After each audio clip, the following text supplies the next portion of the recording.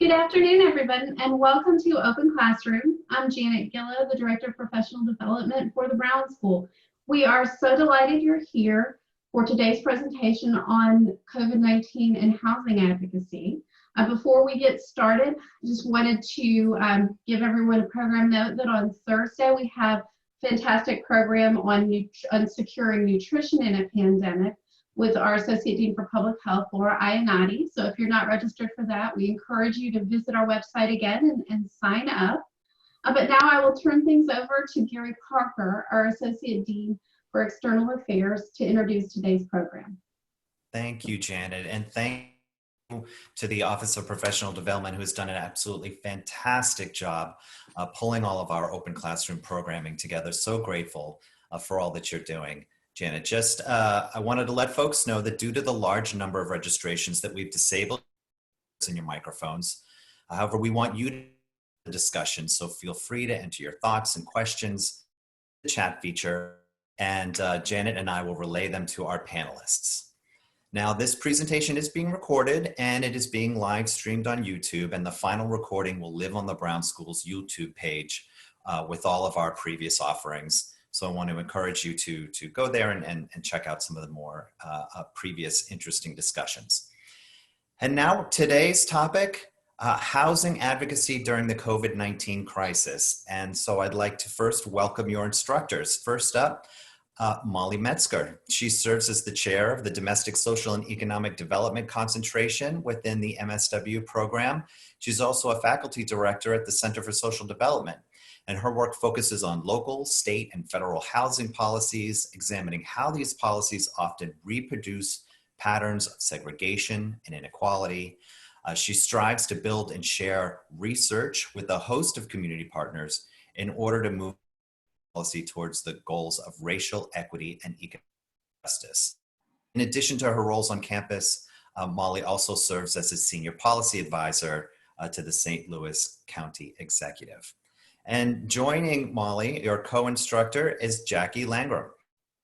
Joined Arch City Defenders as its Director of Advocacy in January 2017. And in that role, she supervises the organization's legal staff and works to identify and pursue advocacy strategies via direct representation, systemic litigation, media and policy advocacy, through community collaborations. She previously served as a staff attorney services of Eastern Missouri's housing law program, where she represented low-income tenants in state and federal court, worked with individuals experiencing homelessness to provide legal assistance to remove barriers to housing and employment. And she also advocated for the rights of utility and spoke extensively on landlord-tenant law, fair housing, and the housing rights of domestic violence survivors. We have some really, really knowledgeable instructors, so please give a Brown School Open Classroom welcome to Molly and Jacki. Thank you guys so much for joining us today. Thank you so much. Yeah, thanks Janet and Gary. Thanks for everyone who's participating today.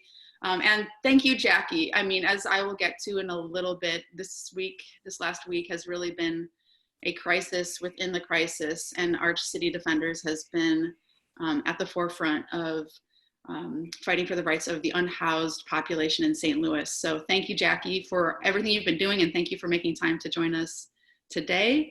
Absolutely. And the way this is going to work, I'll kick us off. I have some slides, some thoughts about what advocacy has been looking like in the St. Louis region, but I know that folks watching are really watching from all over. So I'm hoping that some of these lessons can be applied more broadly. So I have some thoughts, and then Jacki will add her thoughts, and then we'll take some questions. Let me see. Okay, there we go. So first of all, I want to talk about some of the things that we have been fighting for. These are short-term housing policy goals, and this is not a complete list, but this is a partial list. So one is emergency relief, emergency protections from eviction and foreclosure. Necessary but not sufficient, I would say, to have these sorts of protections in place. Rental assistance. So folks are losing their jobs because of the effects of the pandemic on the economy, because of getting sick. And even before the pandemic, we have an affordable housing crisis in this country. So there's a need for rental assistance. There's a need for services of all types for people who are unhoused. So this is, of course, public health screening and protective equipment, but also social services, financial services, everything that humans need, water, food, shelter, and we need those services in a variety of types of places. And then racial equity in all of the above. So as we're thinking about the concentration of these housing needs, there is a history that I don't have time for on the call today, but I can certainly recommend some readings. The Making of Ferguson, The Case for Reparations by Ta-Nehisi Coates. If you don't know the history of how we became so segregated along lines of race and ethnicity and class in this country, those are some good places to start. So these are some of the things that we're working on. And I'm going to talk about sort of four thoughts in terms of some of the strategies that have been employed and I think have had, again, some limited successes. I think it's really important to celebrate the wins when you get them, but obviously not to relax. So this is what I'll be talking through. Thoughts about coordinating inside and outside strategies, building solidarity across campaigns and across issues. In terms of direct action, in particular, following the lead of those directly affected, and thinking about how to creatively engage in protest during social distancing. So what do I mean by, inside-outside strategies, or some people call it like the inside game, the outside game. In terms of inside strategies, I'm talking about working through existing channels, existing power structures. I'm talking about the sort of professionalized approach of collaborating with the power elite. This type of strategy is geared toward pragmatism. So, until the next election, at least, we have the folks in power who are in power. We have the organizations that we have the structures, for better or for worse, that we're all living in. How do we try to move those systems toward more just and equitable outcomes? So this is the pragmatic approach. This is also an approach where the risk, I think, is one of co-optation. So if you are limited, again, if in the absence of inside-outside strategies, you're only limited to inside strategies, the risk is that that the fear of losing your seat at the table will prevent you from taking stances that are really necessary toward a more effective policy goal. So that's the inside game. Outside strategies, we're talking about working outside those systems to put pressure through disruptive tactics, direct action. Here, as opposed to the elite power strategies of the inside game, we're talking about building power from the bottom up with people who are most affected by the issues we are working on. And this, as opposed to being more focused on the pragmatic, here we're geared toward the visionary. So expanding notions of what is possible, drawing public attention, sort of increasing the number of people who care about an issue, sort of making an issue an issue. The risk here, if we are all outside and unwilling to work with folks who are on the inside, the risk here would, in my opinion, though I'm also very happy to hear other thoughts on this, but my thought is that the risk here would be one of marginalization.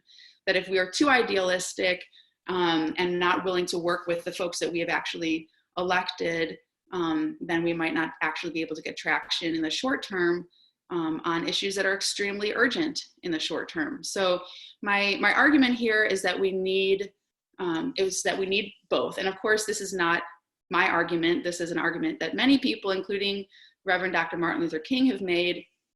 This is a quote. Let me move this window so that I can actually read it here. Sorry, here we go. The purpose of the direct action is to create a situation so crisis-packed that it will inevitably open the door to negotiation. So this is from a letter from a Birmingham jail. And direct action, this is what I've just been describing as the outside game. Negotiation, this is what I've just been describing as the inside game. And this is just one sort of formulation in terms of how the two can and should be interrelated.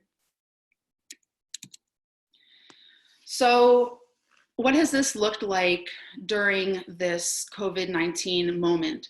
And Jackie, I would love to hear more. Actually, I haven't heard the full story of how your demands came together so quickly. But very quickly, Arch City Defenders, with a coalition, I'm sorry, the font's a little bit small, but with a coalition including some of the organizations, I think that we have some of the folks from these organizations on the call today. I know I saw We Power represented, but came together with a list of demands on a wide range of issues regarding people who are incarcerated, people who are at risk for homelessness and eviction, people who are unhoused, and very quickly set the table in our region around what they called public health policy recommendations, which I think is a very smart framing, but which are absolutely talking about the social determinants of health. And so we have these demands, and they've been absolutely helpful in terms of getting us organized very quickly. Some of the strategies we've been employing towards those demands are, first of all, sort of inside-outside iterations. So again, they established these demands, they organized a letter writing campaign to spread the word, get folks on board, show elected officials and others in positions of power that there is an absolutely powerful and diverse movement behind these ideas. And thanks again, I know a lot of my colleagues at Washington University signed on. I certainly did. Maybe some of the folks on this call did as well. And what I've seen since then has been sort of a series of iterations in terms of the inside and outside strategies, as well as a lot of consistent communication across different types of actors. So I might be in this lane, you might be in this lane. Some people are down for direct action, some people aren't. Some people do crowds, some people don't. They might appreciate a protest, but maybe it's not for them. But so we don't all have to do it all, but it is extremely helpful if we know what other folks are working on so that we can not duplicate efforts, so that we can know where there's traction and where there isn't, so that we have a sense of what's possible. So those of us who are working on the inside, you know, we know where there's traction, even if it might not be publicly facing yet. If we can work with folks who are pressuring from the outside, that can help to inform, you know, where that pressure is still really needed. So I think this is some of what, you know, what we've been trying to do in St. Louis. Excuse me. And I'm going to talk about a few of the wins, but then a couple of the things, the challenges that we haven't seen success on, at least not yet. So as of today, I'll present some information about the protections that we have in place sort of locally and nationally as of today. And hopefully some of these dates will be extended. But we've seen protections against eviction, both regarding existing eviction judgments, so orders to the sheriffs to not enforce evictions that have already been, judged, as well as the pausing of the eviction courts so that new eviction dockets aren't moving forward. So within St. Louis City, Judge Burleson, the presiding judge of the 22nd Judicial Circuit, has ordered that evictions should be halted through at least May 22nd. Judge Burton in St. Louis County has ordered a similar halt to evictions with no end date mentioned. So these are some of the protections we have in place right now. Statewide, Judge Draper, the the head of the state Supreme Court, has closed our courts at least through May 17th. And then nationwide, we have a moratorium on evictions and foreclosures, but only for properties with federally backed loans. And there are some organizations that have tried to put together materials to help a renter find out, well, what sort of loan does my landlord have? And would this nationwide moratorium help me? So it's, again, this is a partial win. It's not enough, but it's better than nothing for sure. So these are some of the things that we currently have in place.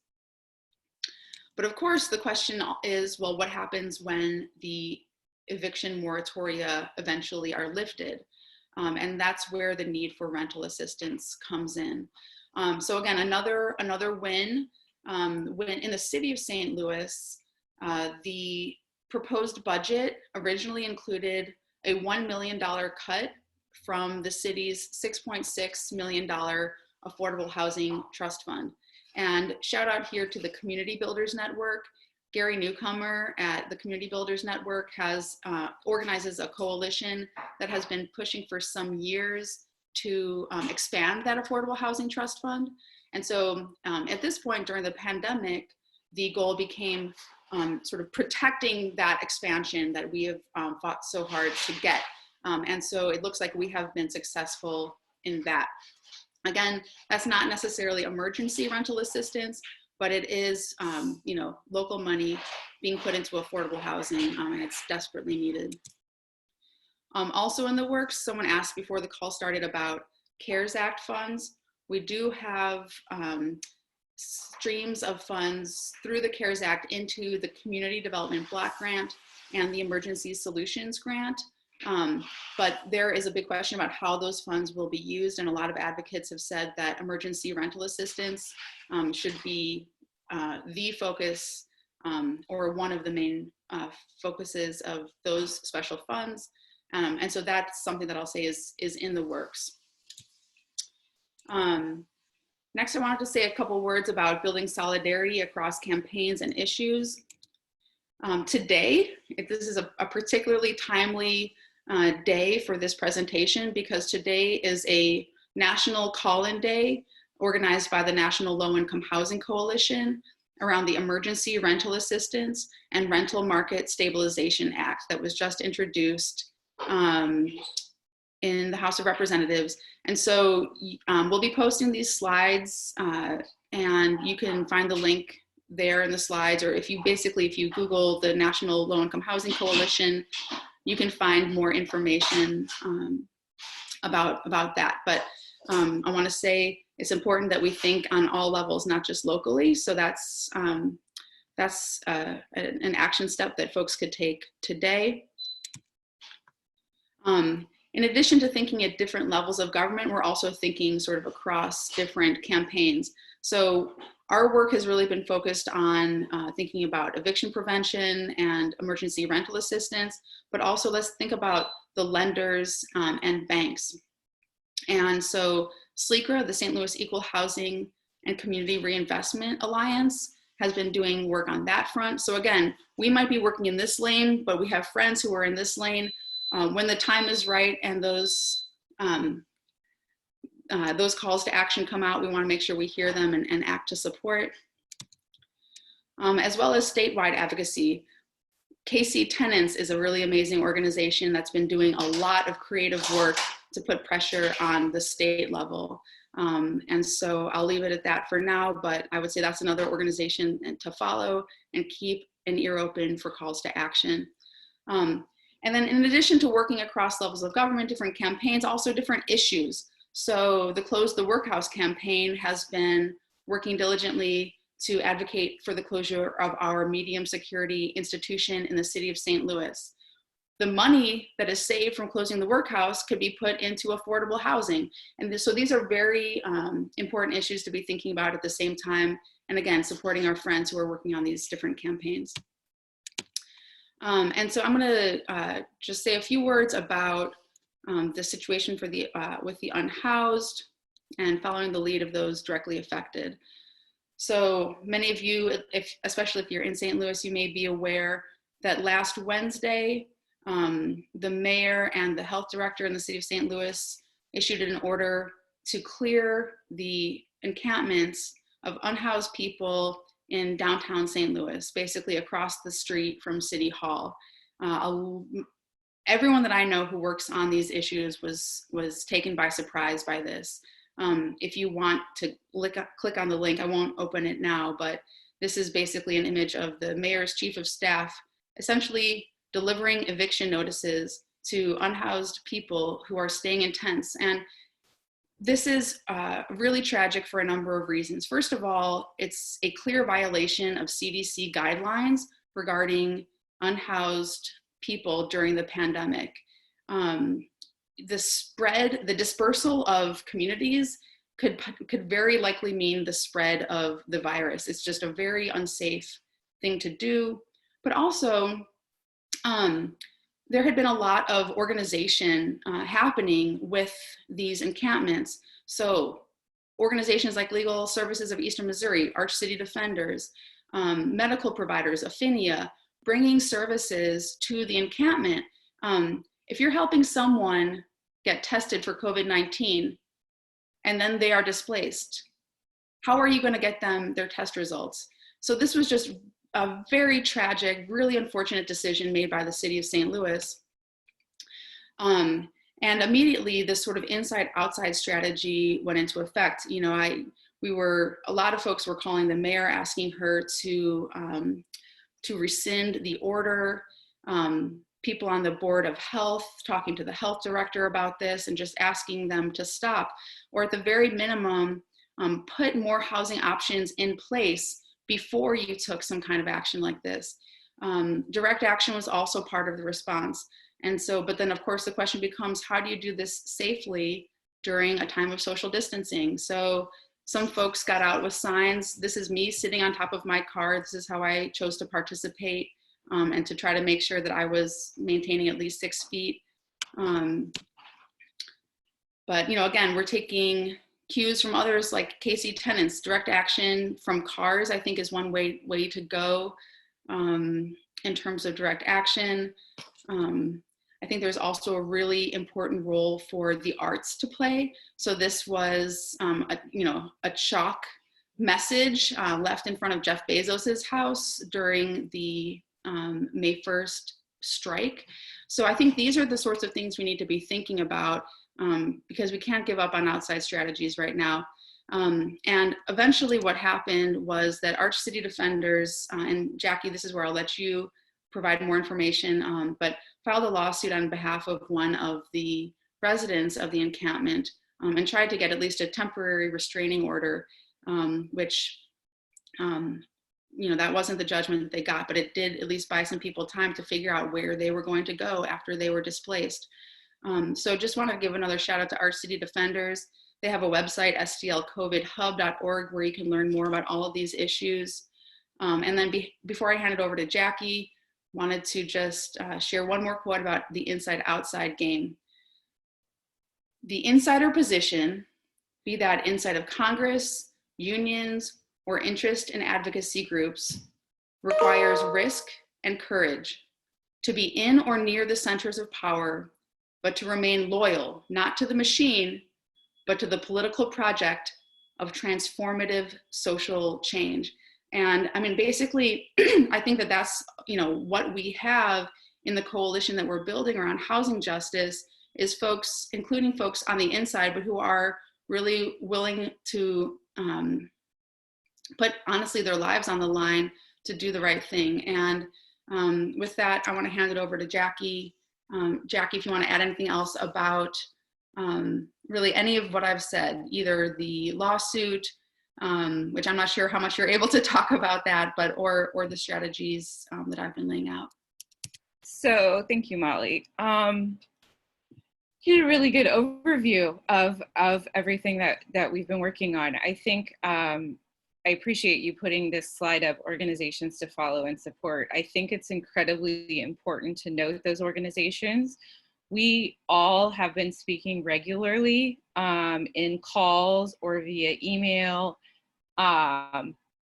supporting each other on direct action, but also centering it on those who are most impacted, those who are directly impacted by the decisions that are being made. And so from an Arch City Defenders perspective, we believe in self-determination of the community and in providing legal support to the efforts in the interest of the community. And so I can't speak too much about the litigation, but I can say that litigation came directly out of our relationships with those who are living downtown and with those who work with them. We also have relationships with those in city government who also kind of have played a role in advocating for those unhoused folks. The law is not always the answer, which is something it's a bit controversial for a lawyer to say that, but the law doesn't work. So we often sit back and think, what are the different strategies that we can use in addition to law to help the community get where they want to go? And so sometimes that's why lawsuits are filed. Sometimes that's why lawsuits are not filed. And so that's about all I can say on that. I think to broaden kind of the scope of this talk to those of you who are across the country working on these issues or interested in working on these issues, I think taking what Molly has been talking about and looking in your own community for the groups who are doing the work.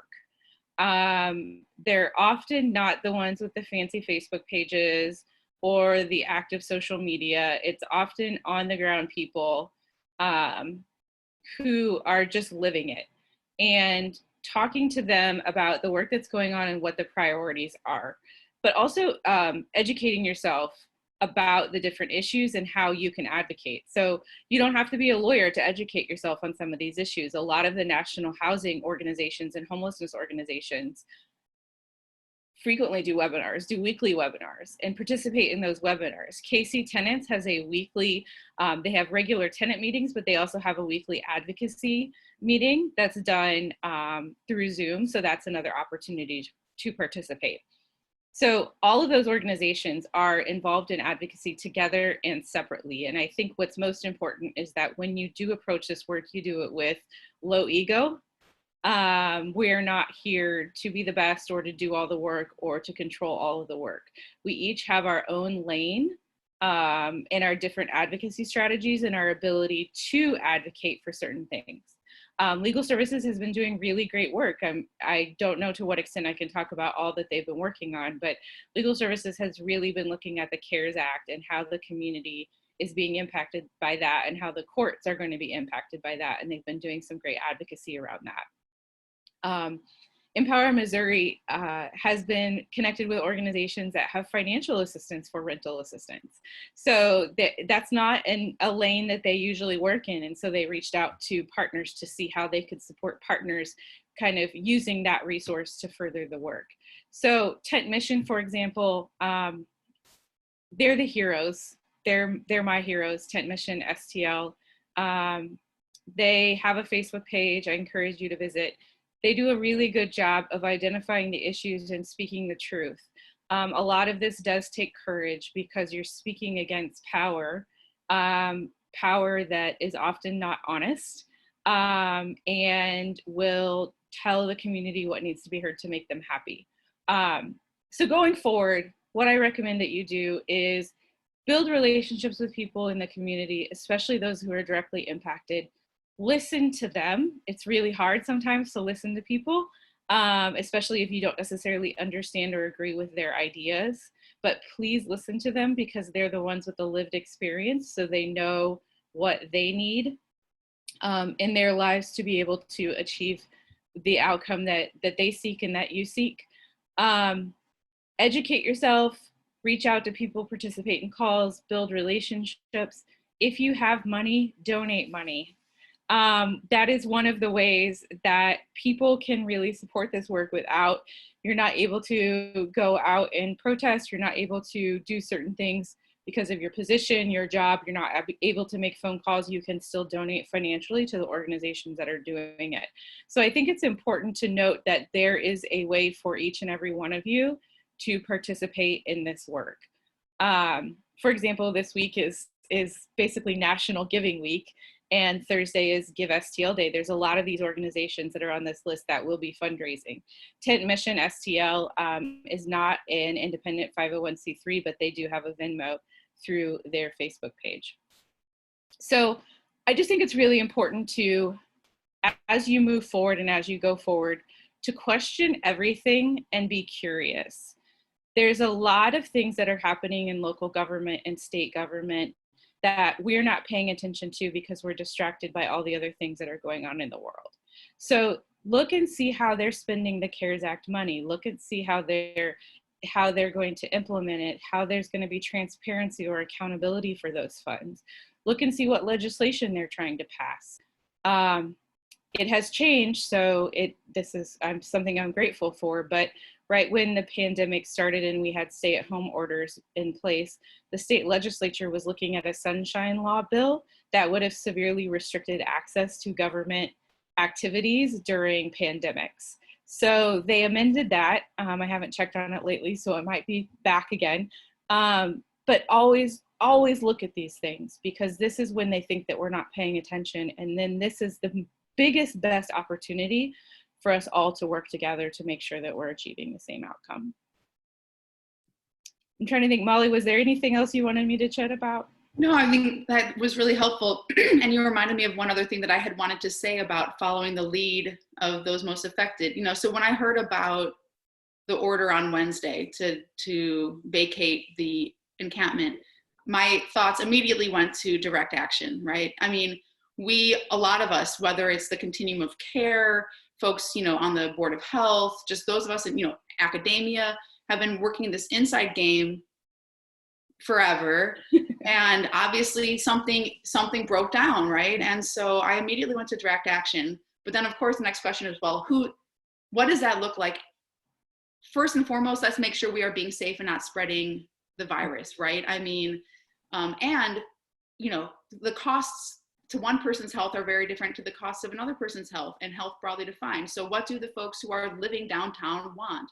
And again, I totally share your appreciation for Tent Mission St. Louis. I mean, they are amazing, and they have the relationships. They know, they talk to people. So, I reached out to them and said, well, what do the folks who are living there, what do they want? How do they want us to show up, And they told us, show up with masks and signs, stay 6 feet apart. Honestly, I had been thinking about cars. I had been thinking, let's make a barricade. Let's all get hopefully towed, hopefully not arrested, right? What does civil disobedience look like? I think cars are one way that you can make it safe from a public health standpoint. That's not what they wanted. Yeah. So that's not what we did, right? And I think it's important. I'm glad you mentioned that. We only filed the lawsuit because we were told that's what they wanted. So it's not, we think that there's a legal action. We think that there's a way to handle this. This is the best way to do it. We want to do it.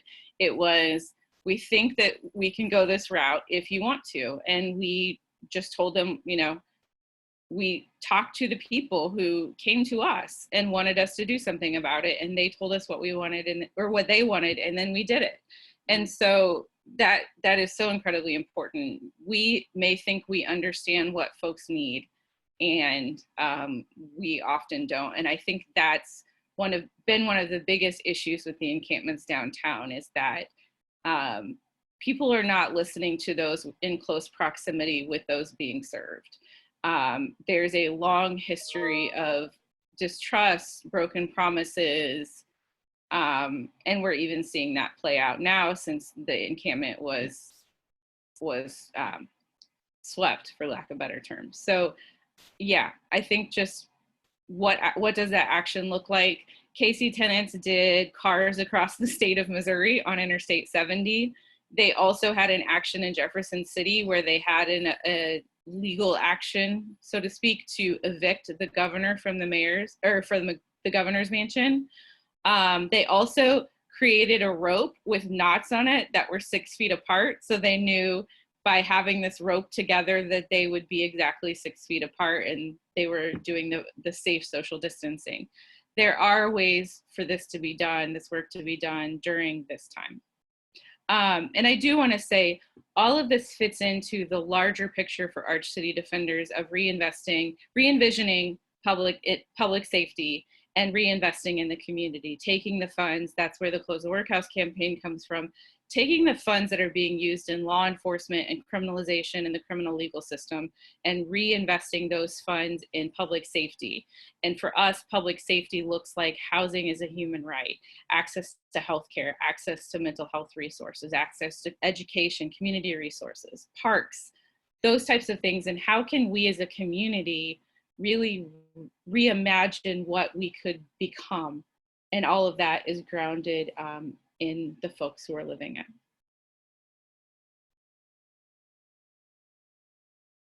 I think we want questions now, maybe? Sure. We have, over 100 attendees, so we have lots of questions that are Wow. coming in and comments. I just thought I would kick us off though by asking, in a webinar that we had last week, there was a discussion about COVID-19 and racial disparities, and we explored how individuals and families of color are being disproportionately negatively impacted by COVID-19 in terms of economics and in terms of health. Can you, talk a little bit about how, have there been the same types of disparities when it comes to the homeless and the situations that you're working on here in St. Louis? Molly can probably speak to that better than I can as a social scientist, but from a practical perspective, that's exactly how it plays out. This is racism defined and lived in St. Louis. And so the resources available, the supports available, the amount of time, the amount of investment, government resources going into services are disproportionately invested in wealthier communities and white communities. And so those who are detrimentally impacted are communities of color. So I think we're seeing it play out. What we as advocates have seen for a long time, we're seeing it vividly play out in all the arenas at the same time, which is alarming and quite scary for what the future means for our community. Yeah, I mean, I certainly agree with that. I haven't delved into the data that's come out during the pandemic, I'll be honest. And part of the reason is that I haven't had time, but part of the reason is that I'm not sure how much I would actually trust it because of the failure on the federal level to get testing out efficiently and quickly. I think, the data that I have looked at, not to say that we can't learn a lot from who is having severe COVID reactions, who's being hospitalized, the spatial distribution of that and how racialized it is. That's obviously really important. I haven't been working on it. What I have been working on is looking at sort of the risk based on health and economic factors. So health factors, thanks to a data set that I found through the Missouri Foundation for Health, I could look at asthma rates by zip code, COPD rates by zip code, hospitalizations for untreated diabetes. So, sort of markers of lack of healthcare access.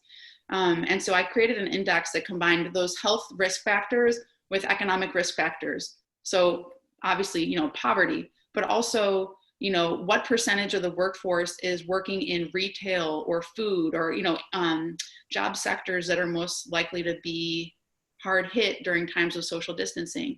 And when you look at that health and economic risk and how it's spatially distributed, it's exactly, where you would expect if you know American history or if you know your St. Louis history, right? It's absolutely racialized. It's a product of racism in every level of government, intergenerationally. And so unfortunately, it's not surprising at all. But I think what we need to do now is figure out how we take that information and use it to target the resources to where they're needed the most. And so that's, that's what we're working on. I think I just want to add quickly, I think that goes to the argument for disaggregated data. That's not something that we do well. And for housing advocacy, I think we would be remiss if we did not acknowledge that the court records in Missouri do not collect information that allows you to review them in a way that reflects ethnicity, race, national origin, sexual identity, gender identity. So that's an advocacy hook right there that we're seeing. We don't have the information we need right now to advocate for the resources that the people need because we're not collecting it all the rest of the time. Mm-hmm. I'm going to share a couple of the comments that have been coming in and then hand over another question. Dave says, to climb out of the Great Depression, FDR enacted the New Deal, which put millions of unemployed Americans to work building a new infrastructure. Today, there are 30 million unemployed Americans, and the country has a crumbling, dangerous infrastructure Can we put two and two together and create a new deal too and put people back to work and repair and rebuild our deteriorating infrastructure? Have you heard of anything like this happening on the federal level? Is there any traction with these types of thoughts that you know of? I mean, yes and no. So traction, there's certainly, I mean, there's a groundswell of great ideas. It's just a matter of who's running our federal government. There's the Green New Deal, right? There's the expansion of health services that is just needed, and in terms of the most immediate response to the virus. And so there certainly is no shortage of ideas. It's just a question of what Congress and the president are going to do. Yeah. Amanda says, working with high school students going to college and current college students, what have you seen to support these students in regards to housing? Many of these students are considering dependents on their parents' taxes, so they weren't eligible for funding from the CARES Act. But some of these students don't have a safe home environment to go to. Have you seen a rise in homeless rates because of this? I have not seen the data on that. I could see how that's possible. One of the things that I encourage people to do is to link into their local continuum of care or United Way provider. They are often the resources with the information about housing assistance. And if there is housing assistance available,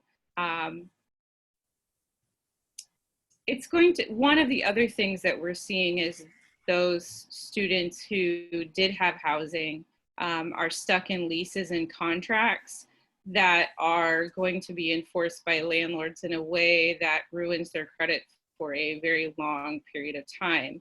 And that's really scary, especially when you add to, the economy and the job market.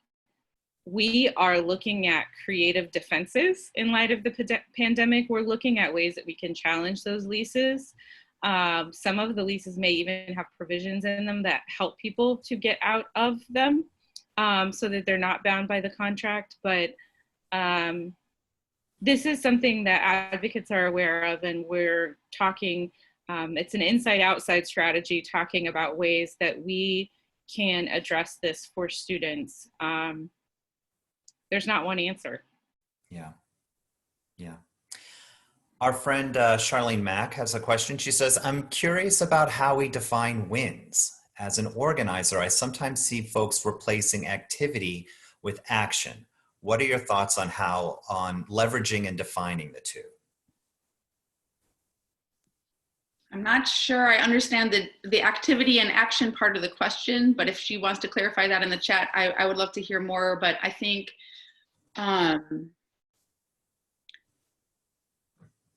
in terms of how I define wins, it has to do with what the end goals are, and for me, actually, housing, safe, affordable, fair housing, to me, that's not even the end goal. To me, that's a necessary but not sufficient part of ending poverty and racism.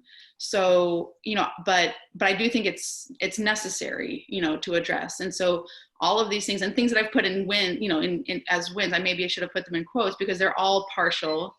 And you just really hope that they are steps in the right direction toward a movement, that's building.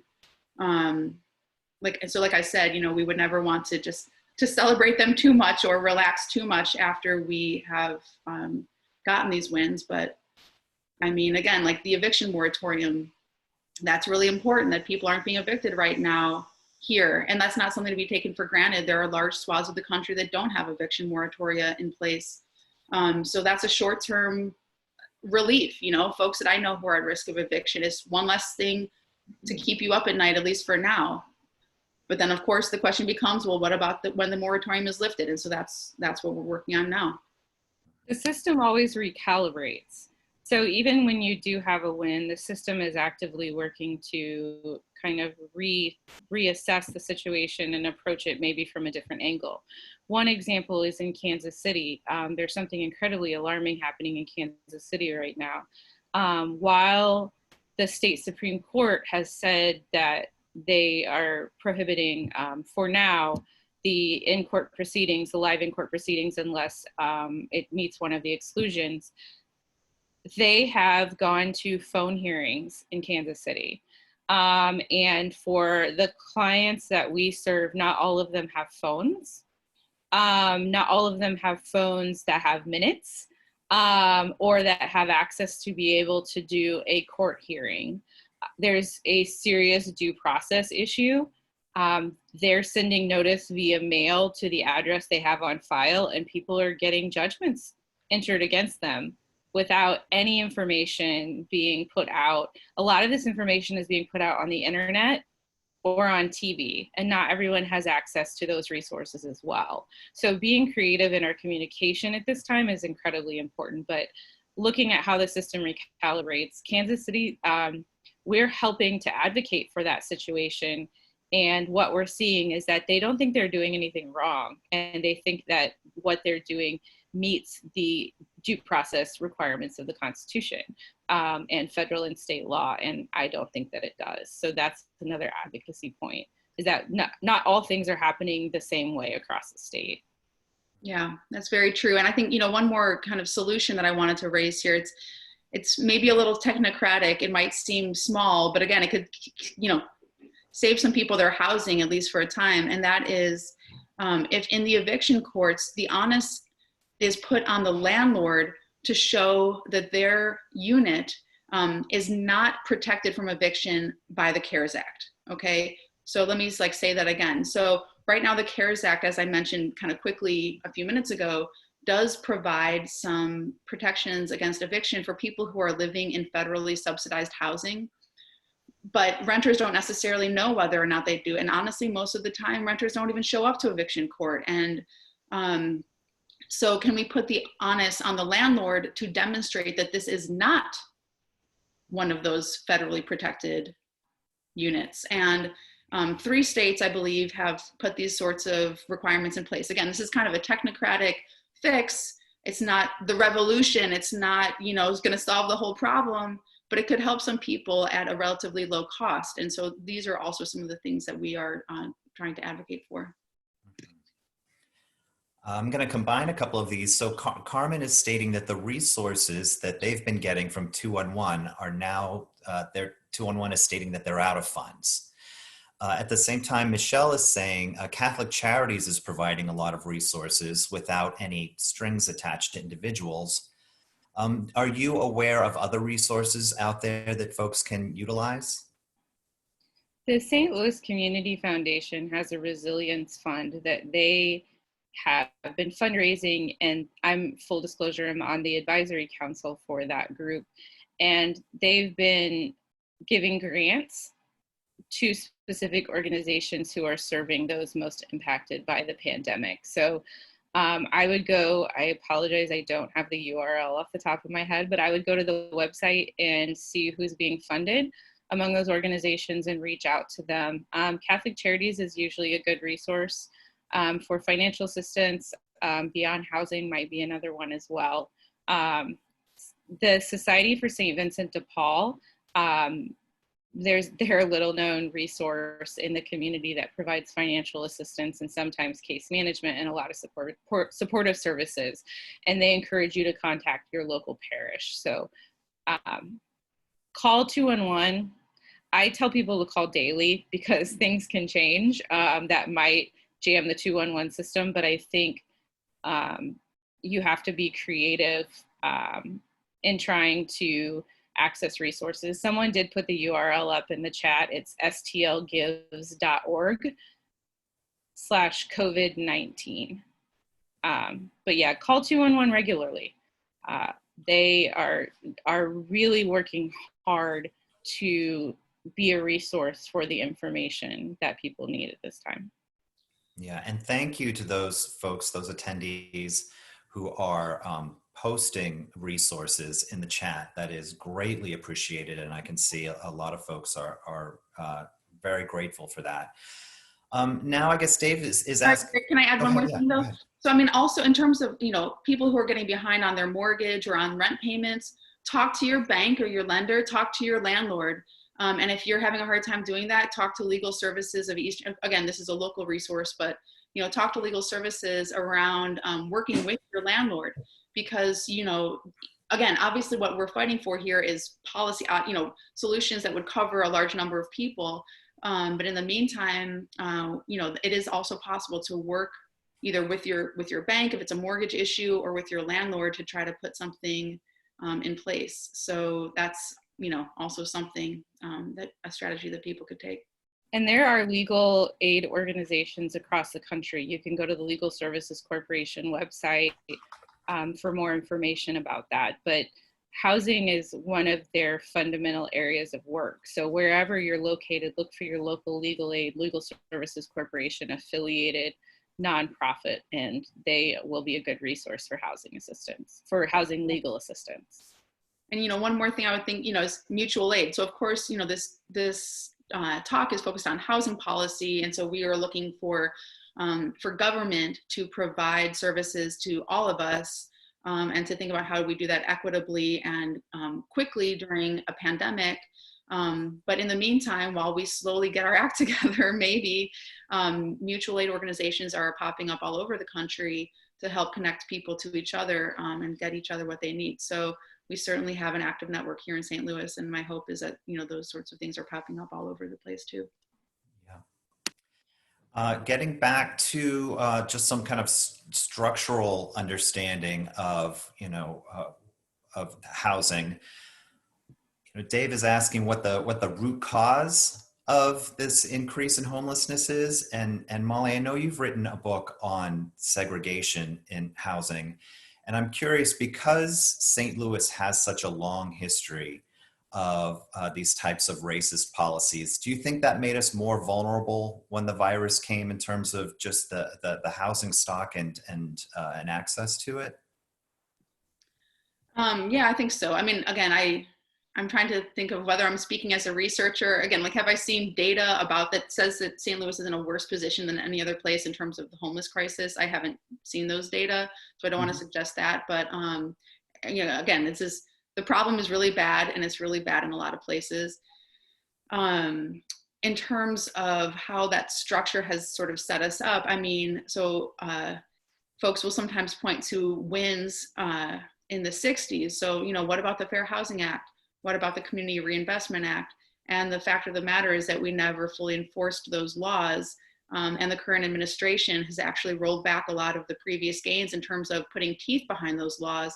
So yes, this is absolutely a problem that has been structured in terms of, how government has put its finger on the scales in housing, how that's been racist, how the role of banks and the financialization of real estate has taken control away from local communities. I mean, these are all a part of the problem. So, it's like I struggle because sometimes I feel like the things that we're working on are very local and seem maybe very small compared to those giant problems, but it doesn't mean we're not paying attention to those giant problems at the same time. So for instance, like in terms of, financial services and fighting predatory banks and lenders, one of the organizations up on the screen right now is the National Community Reinvestment Coalition, in terms of working on the big picture of consumer protections and holding banks accountable to the Community Reinvestment Act. I mean, that's, again, one of the organizations that I try to follow and support how I can to work on those bigger and very much national issues. I also think that the unhoused community has always been there. I think that there are fewer people out and about, and there's a large kind of tendency towards NIMBYism if you're sitting at home and you're looking around the neighborhood and you don't like what you see. But I don't necessarily think right now that we're seeing a huge influx in the community as far as the unhoused population. I know that some people often point to it and say that people are coming from around the region because the resources are in the city. There are great resources in the county. The county has quarantine beds available. So there's a policy argument there. The city hasn't created any quarantine beds for the unhoused community. So I think asking those questions about, we have a tendency to undercount the unhoused, even though we do the point in time count and do our best, we always undercount them. And so I think just people not having much else to do right now. They've turned their attention to what they see the most. And sometimes people, it makes them uncomfortable. And so that's the way that they respond to what's happening.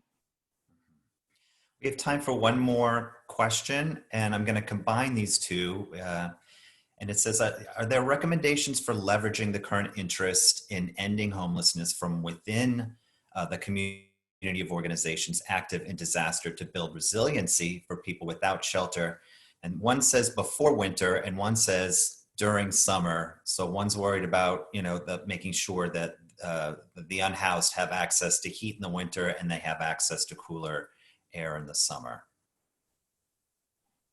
So let me make sure I'm understanding the question. It's regarding connecting homeless services and housing rights to disaster relief. That's it. That's the question, yeah. So I will say, and this is just a message, so focused on St. Louis, but also beyond. And, FEMA has flexible funds that they sort of categorize as public assistance funds that can be used to provide emergency housing. So for instance, we might have limited shelter bed capacity and it's hard to bring new shelters online.